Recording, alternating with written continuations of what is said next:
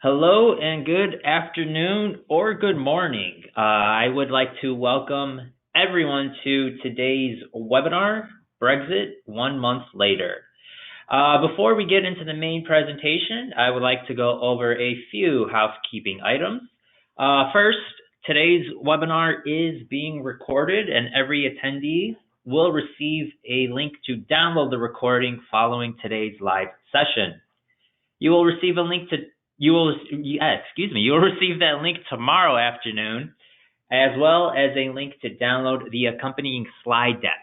Also in that email will be SHRM and HRCI continuing education credits. Please keep an eye out in your email inboxes for that message. If for whatever reason you don't receive it, please let us know and we'll send you those materials. Additionally, we will have a Q&A session at the end of today's presentation, so we highly encourage you to ask some questions. To do so, please type your question in using the GoToWebinar chat feature that you should see on your screen. Type that question in, and we'll try to get to it at the very end of the presentation. Moving along, for those that are unfamiliar with Envoy, for nearly 20 years, Envoy has been on a mission to fix the inefficient, frustrating, and confusing immigration process. Envoy combines expert legal representation with innovative technology to deliver the only platform that makes it seamless for companies to hire, mobilize, and manage a global workforce. Envoy secures work authorization in over 100 countries, has grown 33% year over year, and works with over 1,000 customers. We are particularly proud of our NPS score, which is a testament to the employee experience that we provide. And joining us for today's presentation is Hannah Inchan, the Global Immigration Manager for EMEA here at Envoy Global. Hannah brings over 15 years of immigration experience to her role. She is a UK qualified solicitor, and prior to joining Envoy, Hannah worked at some large firms serving clients from startups to Fortune 500 companies. Hannah, thank you so much for joining us today. Thank you for having me. Hello, everyone. Great. So, Hannah, before I turn over things to you, I just want to provide our attendees a brief look at today's agenda. Just starting with updates on Brexit. As I'm sure everyone knows, Brexit did occur at the end of last month. So, Hannah, interesting to hear what's happened between now and then. And then the updates that you will go over, including global talent visa, the new points-based system, and then, as I mentioned, final remarks and questions. And finally, sorry, I almost jumped the gun there. The content of this presentation is not intended as legal advice. For additional information, please speak to a qualified professional or attorney. All right, so Hannah, what can you tell us on Brexit here that happened last month? Yeah, it's well, the monumentous day happened on the 31st of January 2020 after a number of years of negotiating. So what we wanted to do is we wanted to provide everyone with a reminder of how Brexit will impact companies in the UK, but also around Europe as well. So the UK officially left the European Union on 31st of January 2020, and we left with a deal, luckily. The details of the deal are still under discussion, but the general principles have been agreed. So as the UK and the EU have a deal, what this means is that there is a transition period up to 31st of December 2020. And UK nationals and EU nationals can continue to exercise their free movement of rights up until the end of the transition period. So looking at the chart, the timeline here, I'm not going to go into the historical timeline, but the two key dates we're looking at moving forwards, one historically, is 31st of January 2020, and the next one is the 31st of December 2020. So even though EU nationals have the right to free movement in the UK up until the end of the transition period, they do have up until the 30th of June 2021 to apply for status under the EU settlement scheme. This means that an EU national who can come can come to the UK on the 30th of December 2020, and as long as they don't leave the UK before they submit their EU settlement scheme application, they have up until 30th of June 2021 to do so. However, when they submit their application, they will need to show that they entered the UK before the end of the transition period. So what we suggest is that they keep their flight tickets or their train tickets to provide evidence of their entry to the UK, because they won't get a stamp in their passport. So just moving on to the next slide, it's just some brief reminders about what the settlement scheme is and what the transition period means. So what happens is that, the transition period has extended free movement rights to EU nationals up until the deadline of 31st of December 2020. And the transition period, like I said, is transition period to submit applications is to the 30th of June 2021. The transition period continues to extend EU rules or EU rights to family members. And what this means is that, we use a wider definition of family members, such as a dependent family member, a dependent parent or dependent grandparent, or even a great grandparent. And the one I really like is the definition of a dependent relative. That could be anything. So we're just moving on to further details about the actual settlement scheme itself. Like we mentioned, it is available for EA nationals, that's EU nationals who hold an EU passport or a passport from Norway, Iceland, Liechtenstein or Switzerland.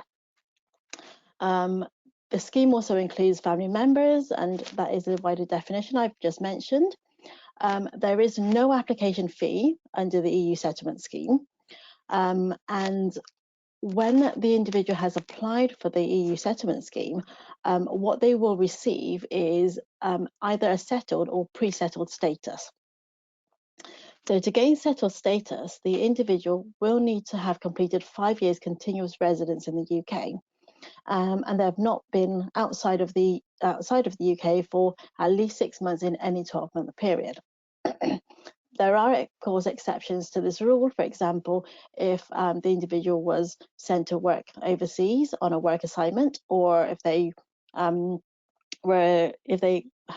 gave birth recently and returned home for a period of time. But it's always best to double check with regards to the residency rules. If the individual doesn't qualify for settled status, they would then be granted with pre-settled status. And that pre-settled status, they will have that status up until they've completed 5 years. At the end of the 5 years, they could then be eligible for settled status. So just very, very quickly to finish off this section with regards to Brexit, the EU settlement scheme, just a reminder of those deadlines. 31st of December is when the free movement rights stop, and the 30th of June 2021 is the deadline to file EU settlement applications. What we do find is we are often asked about what happens. We've got lots of information about EU nationals coming to work in the UK, but what happens to UK nationals in EU countries? And our general response to that is that each country will have its own rules.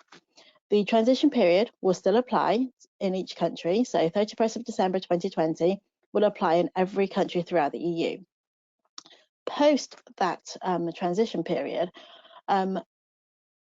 each country will implement its own rules with regards to how a UK national could live and work in that country. So, for example, if a UK national wanted to work in Germany, they would have to apply for a German work permit and residence permit. We do know that the German authorities have announced that UK nationals will be included in their privileged nationals list, joining nationals from the USA, Canada, and Australia, to name a few. But they will no longer be able to simply travel into Germany and start working. They will need to have prior permission to work. So if you do have UK nationals who need to go and work in an EU country post the transition period, then please do contact your immigration provider, because they will be subject to the relevant immigration rules in place for UK nationals. So Great. that's pretty much it. So just a very, very brief summary of Brexit for now. Great. Thanks, Hannah. Quick question, though, before we talk about the new changes that have been implemented or are going to be implemented. Haven't we been seeing something unusual with the residence permits? Yes, we have. So when a foreign national is it comes to work in the UK for more than 6 months, they're issued with a biometric residence permit. And what we have been seeing is that these biometric residence permits are being issued up until the 31st of December 2024, instead of the full 5 years that was stated in their certificate of sponsorship. The reason for this is that the Home Office's biometric residence permits do not incorporate the next generation encryption technology, and these permits are prohibited beyond 31st of December 2024 under EU law. So this means that all UK biometric residence permits issued from the 1st of January 2020 will have an expiry date of the 31st of December 2024, and will continue to do so. Such permits will continue to be issued until the Home Office implements the new technology to issue permits with the updated encryption. So what does this mean?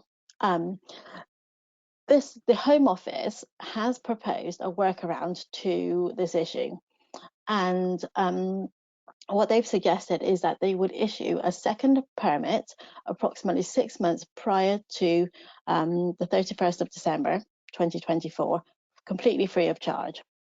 So this will be available to individuals who have paid the fee for a 5-year permit, expecting to receive that permit valid beyond the 31st of December 2024. The permit holder will not have their rights affected by the limited date of their permit. However, it is unclear whether the Home Office will automatically issue the replacement permit, or if the permit holder themselves would need to book an appointment to request the new permit. So what we suggest is that anyone who is issued with a permit shorter than the expected period, that they contact their immigration provider in July 2024 to discuss the process of getting a replacement permit. The free of charge replacement permits will not apply to individuals who have only, who have COS or certificates of sponsorship only issued, up until for 3 years, for example. So this is only for individuals who expect their permits to be issued beyond the 2024 period. I see. Thank you for discussing that, Hannah. So Hannah, moving on to immigration changes that have already started to happen in the UK. Question is, I guess, wasn't there a recent new visa category that was recently introduced? Yes. So what happened was in 2019, the Home Office announced the introduction of a new global talent visa. This new talent visa is designed to attract highly qualified professionals, particularly in the fields of science, technology, engineering, and maths. But it also includes the fields of arts, and it replaces the old Tier 1 exceptional talent visa. So this new permit was announced the idea of it was introduced last year. Further details were then announced in January, and the visa itself has now came into effect last week on the 20th of February. So just a couple of details on the new permit, or on the new visa. There will be no cap on the number of visas to be issued, unlike its predecessor, the Tier 1 Exceptional Talent Visa. To be eligible for this visa, the individual will need to be recognized either as a leader in their field, so this is categorized as exceptional talent, or as an emerging leader in their field, this is categorized as exceptional talent, or they are recognized under the UK Research and Innovation Endorsed Funder scheme. So to obtain a permit under the new Global Talent Visa, this involves a two-stage process where the individual obtains a letter endorsed by an endorsing body. The endorsing body responsible for their field will be, they will be kind of the compliance and teams. For example, the Arts Council will review endorsements in the fields of dance, music, theatre, and there's an organisation called Tech Nation who will review endorsements in the field of digital technology. So if an individual wanted to obtain the Global Talent Visa, they would first have to apply to their relevant organisation to get the endorsement letter. The Home Office anticipate that the endorsement letter could take about 8 weeks to complete. So we highly recommend that anyone considering this Global Talent Visa to start the process at least 3 months in advance of having the permit start. So following the receipt of the endorsement letter, the individual would then need to obtain a visa at the UK consulate in their home country, or they can apply to switch from a different category if they are already in the UK. If successful, the individual can be granted a permit to stay in the UK for a period between 1 and 5 years. Under the UK company sponsored route, individuals may be eligible for permanent residence after completing 5 years in the UK. However, under the Global Talent Visa route, some individuals can be eligible for settlement a lot sooner. So that's one of the highly attractive features of the Global Talent Visa. Individuals can be eligible for settlement once they've been in the UK for 3 years if they have an exceptional talent visa. After 3 years, if they have an exceptional talent endorsement in science. They can also be eligible for settlement after 3 years if they've got an endorsement from the UKRI, or if they can be eligible for a settlement permit after 5 years if they have an exceptional promise endorsement in either the arts and culture or digital technology fields. And other key features of the Global Talent Visa is that the individual does not need to have a company sponsor them in order to be eligible for the visa. If they receive the endorsement letter and obtain the visa, they can come to the UK and look for work. Alternatively, they can work for themselves as a self-employed individual. So that's another hugely beneficial feature of this new visa, is that they don't need to have secured a role in the UK with a company prior to entry. So that visa is designed to attract skilled talent, because there is a fear that with Brexit, we will have what is effectively a talent drain in the UK. So it's an encouragement to highly skilled individuals, especially in specific fields, to consider coming to the UK. Mm-hmm. So Hannah, a question came in from the audience regarding the Global Talent Visa. This individual is curious if has there been any information on the number of global talent visas the Home Office plans to distribute or anything along those lines? There will be no cap. So Oh, under the predecessor, there was a cap on the number of visas. Under the global talent visa, there will be no cap. So as long as the individual qualifies, meets the requirements, they qualify, they get the endorsement letter from the relevant body or council, then there can be as many, for example, scientists coming to the UK as needed. gotcha. Great. Awesome. So moving along, Hannah, there was another big change. And it sounds like in addition, there are going to be some more changes in January of 2021. Can you elaborate? Absolutely. So the Home Office have been looking ahead to Brexit and what to do with, what to process, what system should we have in place for EU nationals and also non-EU nationals. So what they did last year is they announced that there would be a new points-based system.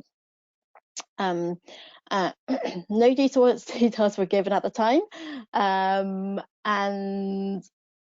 lo and behold, about a month after the UK leaves the EU, they announced changes.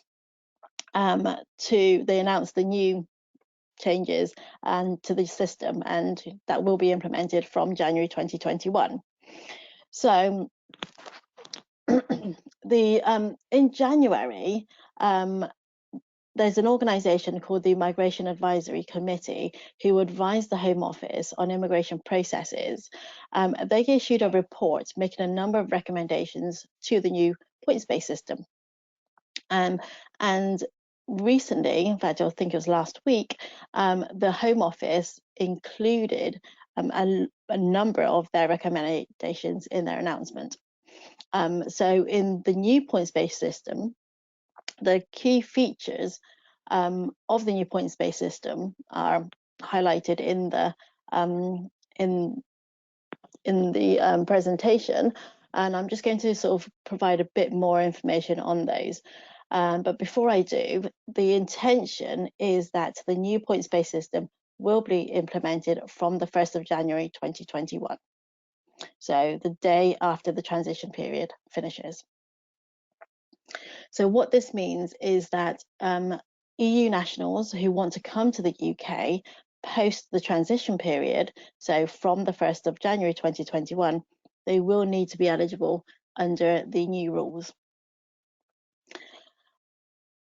So under the new rules, what do we have? What do we know? We don't know very much, but we do know there are going to be key features.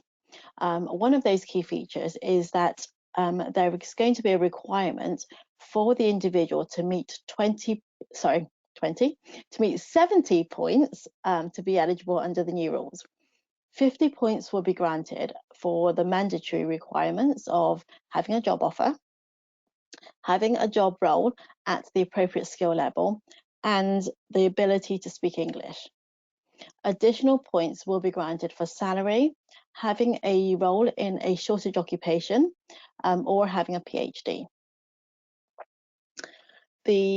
Another recommendation that the MAC suggested, which is being implemented, is to reduce the general minimum salary requirement from £30,000 to £25,600. For some roles, a minimum of £20,480 could apply. So that would be for either a shortage occupation role or for someone who is just entering the job market.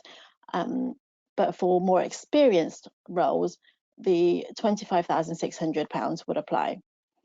Having said that, each role will also have a standard minimum salary requirement according to their standard occupation code. So every job role will be mapped to a standard occupation code. And that code will specify a minimum salary requirement. So the skilled worker who is applying under the points-based system will need to meet the higher of the salary levels. Just as an example, the standard minimum salary for an experienced marketing director under the current standard occupation classification codes is 49,000. So for a skilled worker who wants to come to the UK and as a marketing director will need to receive a salary of £49,000 and not the £25,600 in order to qualify for the role. Another one of the recommendations that the Home Office are implementing is to reduce the skills threshold from RQF level 6 to RQF level 3. This is a skill level requiring A levels rather than a degree. What this means is that this opens up more job roles that can be available for skilled workers to come in and be sponsored. What we do find is that some companies are finding it difficult to hire for certain roles which don't quite meet the RQF level 6, but they're struggling to find local employees in the UK. So by reducing that level to RQF level 3, this will allow more companies to sponsor individuals for the roles that they need to fill. One exciting change, well, one change that we're super excited about and has been announced is the removal of the resident labour market test requirement. This is a welcome change as this would reduce the current processing time for a number of applications that are being sponsored by companies. Currently, many roles under the Tier 2 general route will need to be advertised for a minimum of 28 calendar days, with the adverts needing to meet a number of requirements, such as being posted on 2 websites, one of those websites being the cumbersome Finder Jobs. The adverts also need to indicate the closing date of the applications, and often they also need to indicate the posting date of the advert.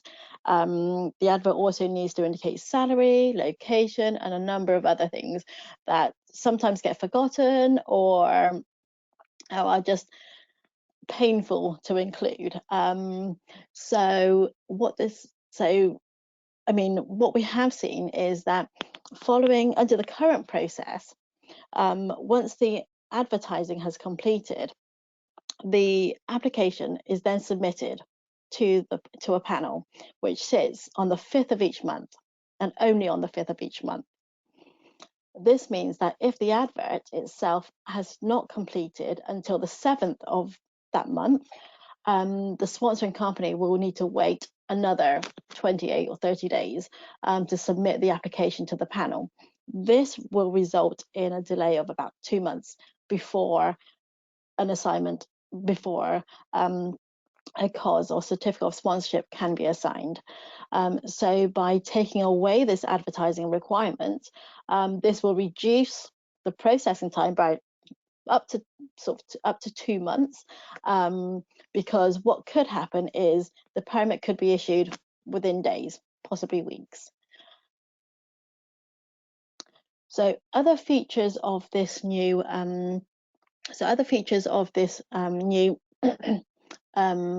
points-based system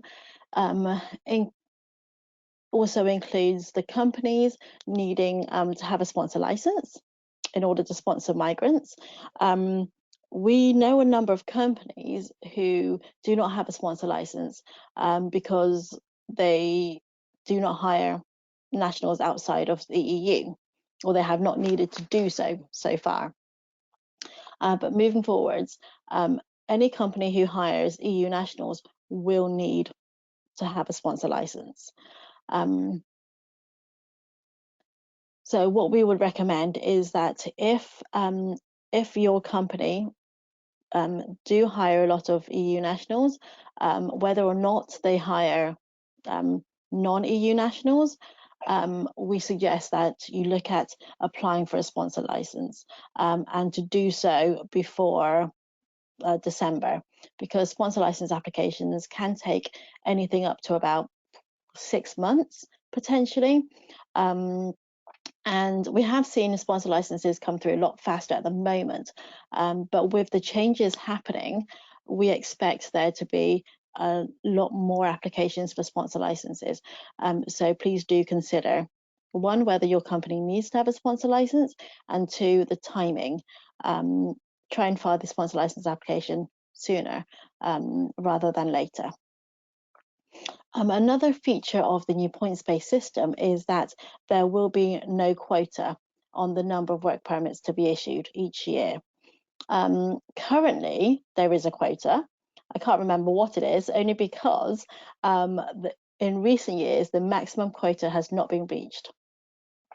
So the whole quota, hopefully, well, the quota will, no quota will have an effect, because we will be expecting an increased number of work permits or certificate of sponsorships in the future, with the EU nationals needing to hold sponsorship as well. Another feature of the new points-based system is, similarly to the current system, skilled workers will be able to be accompanied by their dependents. We don't have a definition of dependents, but it's likely that the definition will remain the same, in that it will be the limited definition, where it's primarily your spouse or your partner, if you've lived together for more than 2 years, and children under the age of 18. There are exceptions to those rules, but those exceptions will need to be thoroughly investigated. And another continuing feature of the sponsored migrant route will be that the Home Office will continue to levy the immigration health surcharge and the immigration skills surcharge. There's no indication whether these will be increased, but since the health surcharge was introduced, that was increased from £200 to £400 within about a year or two. So we do anticipate there is the potential for the Home Office to increase the health surcharge in the future. What we don't know is how the new system will be implemented. It is possible that the Home Office will use the current sponsor management system. So like under the current system, we know that each company will need to have a sponsor license. So what we are anticipating is that, like under the current system, the Home Office was likely to make the sponsoring company be responsible for making sure that the skilled worker meets the requirements, and that the Home Office will then conduct audits of the company's files to ensure compliance. So we do anticipate seeing an increase of immigration audits in the future, simply because there will be an increase in sponsor licenses.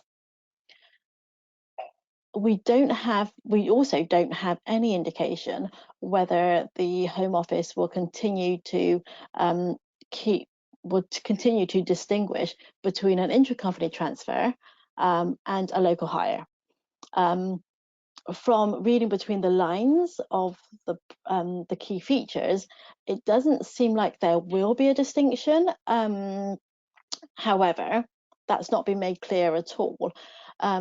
So what we are looking to do is, there's a lot more questions. So we have some information, we just don't have the information with regards to the logistics, the day-to-day details. But what we are expecting is that more details will be released throughout the year, so that you should be able to prepare for the changes in January, because when the Home Office overhauled the old work permit process to the current process back in 2008, there were a lot of consultations, there was a lot of notification, And as the Home Office have announced these key features so early on in the year, we are expecting more details to come through. And we will, of course, be posting updates on our blog, on our website, and we will be arranging another webinar later in the year to go through any updates. So Great, thank you so much. a lot of information, Hannah, has been released in the month since we last had a webinar on Brexit. Yes, it has. There's been a lot of information coming through, and the government is really preparing for Brexit for January. So there's going to be a lot of changes coming up. So Hannah, that's going to bring us to our Q&A session. We've had a couple questions come in during the presentation. Before we get there, I just want to quickly move through some final housekeeping slides. As always, please subscribe to our mailing list to receive the latest webinar invites. Additionally, we have a few more webinars. These are March webinars. March is next week already. So next week we will be discussing the 2020 U.S. presidential election and potential impact on U.S. immigration policy. And then March 11th, the ultimate guide to H-1B alternatives. So I hope to see everyone on one or both of those webinars. And then finally, these are the SHRM and HRCI continuing education credits. Again, these will be also sent out in a follow-up email tomorrow. But if you'd like to take a moment to copy these down, please feel free to. So Hannah, I know with regard to the points-based system, you mentioned that there's been only some information released, but this individual is curious to know if, to your knowledge, is there a maximum amount of points achievable per category, like in Canada? Yes, there is. There is a guide in the Home Office policy, and there, for example, you get up to 20 points when you have a job offer. You will get 20 points when you get 20 points when you have a job offer at an appropriate skill level,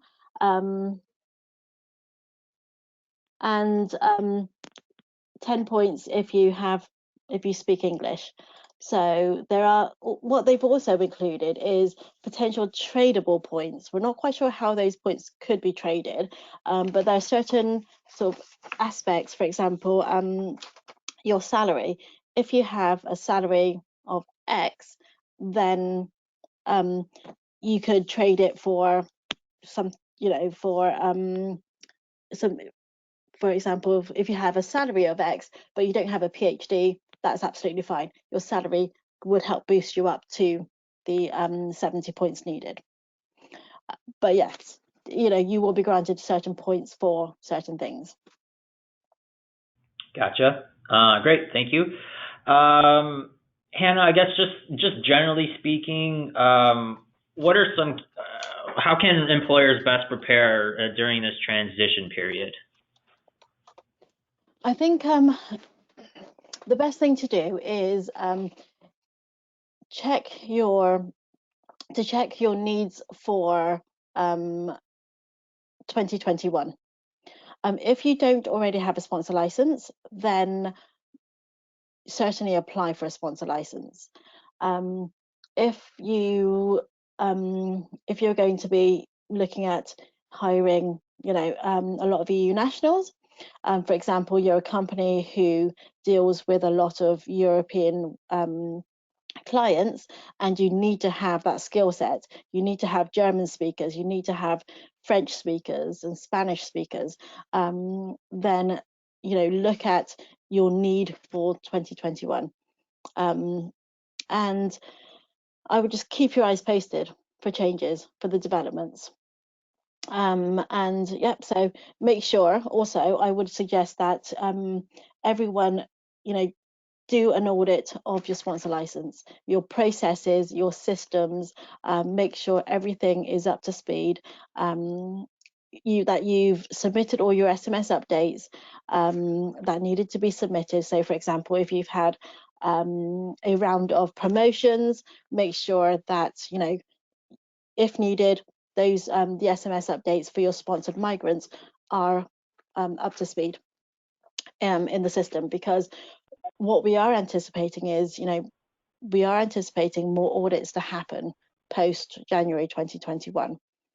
So we've started to see more audits happening now, and we don't know the trigger for those. So anything can trigger an immigration audit, and just have a review of your processes, of your systems, and make sure that all your sponsor migrant details are up to date. I see. Great. Thank you. Speaking of sponsor license, this next question is, if we already have a sponsor license for Tier 2 visas, does that mean we would automatically be sponsors for the new points-based system? There's no detail on that, but we believe that they should be. So we don't expect the Home Office to require a company who already has a sponsor license to get a new license. So what we anticipate happening, although having said, we don't know for sure that this is going to happen, but what we would expect or hope would happen is that the Home Office will continue using the current sponsor license system, the current sponsor management system, and instead of issuing a Tier 2 ICT COS, for example, the company would issue a new points-based system certificate of sponsorship. And that to us sounds logical and reasonable transition, and less, it's sort of it's the easiest transition for companies. However, having said that, we don't know what the Home Office have planned, but they already have an infrastructure with sponsor licenses, with certificate of sponsorships, and with a sponsor management system. So what we would hope is that they will continue to use those for the new points-based system. Great, thank you. And I think that's going to be that's the last question that we have. So I think we're going to end things. Looks like 2 minutes early. So Hannah, can't thank you enough for today's presentation and really explaining Brexit and all these upcoming everything regarding it in such great detail. So again, thank you so much for today's presentation. And to our attendees, thank you so much for joining us today. As one final reminder, the recording, slide deck, and continuing education credits will be sent out in a follow-up email tomorrow. So thank you for joining us today, and hope everyone has a great rest of their day and a great upcoming weekend.